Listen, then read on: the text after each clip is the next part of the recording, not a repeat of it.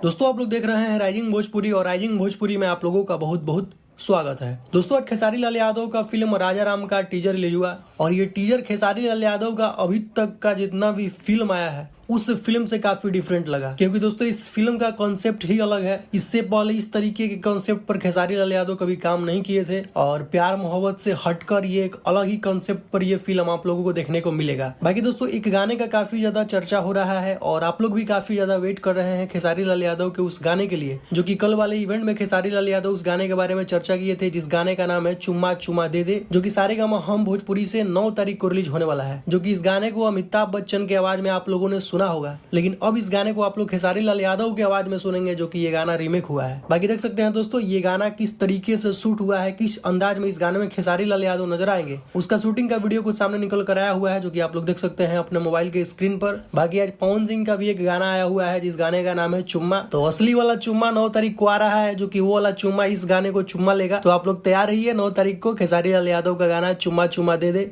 जो कि सारेगामा हम भोजपुरी यूट्यूब चैनल के माध्यम से आप लोगों के बीच रिलीज किया जाएगा। बाकी आप लोग कितना ज्यादा एक्साइटेड है उस गाने को सुनने के लिए आप लोग कमेंट बॉक्स में बताइए। तो कुछ यही अपडेट है दोस्तों अभी का। तो इस वीडियो में सिर्फ इतना ही, मिलते हैं नेक्स्ट वीडियो में। Thank you so much.